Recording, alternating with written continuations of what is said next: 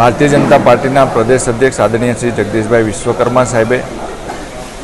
પાર્ટીના પ્રદેશના મહામંત્રીની જવાબદારી સોંપ્યા બાદ અને દક્ષિણ ઝોનના પ્રભારીની જવાબદારી સોંપ્યા બાદ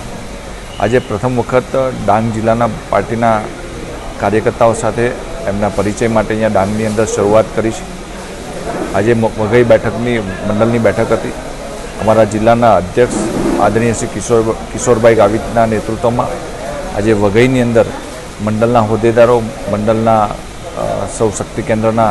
સંયોજકો અને બૂથના અધ્યક્ષોની આજે બેઠકની અંદર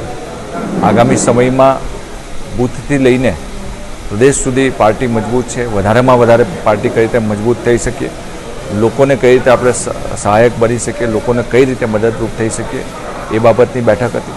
સાથે સાથે મંડળની અંદર પણ જે મંડળના નવનિયુક્ત પદાધિકારીઓ છે એમનો પણ પરિચય થાય એટલા માટે આજે વઘઈની અંદર મંડળના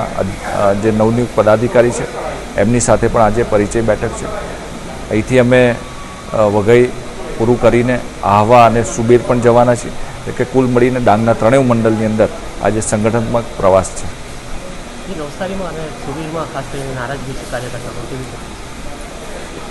સામાન્ય રૂપે જે રીતે આપ સૌએ જોયું કે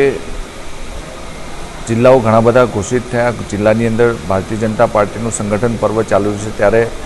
જિલ્લાની ટીમો પણ બની રહી છે અને જે રીતે આખા ગુજરાતની અંદર ખૂબ સારા વાતાવરણની અંદર ઘણા બધા કાર્યકર્તાઓને નવી જવાબદારી મળી છે, ત્યારે નવસારીની અંદર અને સુબીરની અંદર જે કાર્યકર્તાઓએ જવાબદારી મળી છે અને જે રાજીનામું આપ્યું છે એ પાર્ટીના જ કાર્યકર્તા છે। એ કાર્યકર્તાઓને ક્યાંક ને ક્યાંક કંઈ નારાજગી હોય તો એમને સમજાવીને પાછા કામે લગાડવાની જવાબદારી પણ પાર્ટીના કાર્યકર્તા તરીકે મારી પણ છે અને અમે લોકોને જે પ્રશ્નો હશે સાંભળીને કામે લાગે એ પ્રકારના પ્રયાસો કરીશું।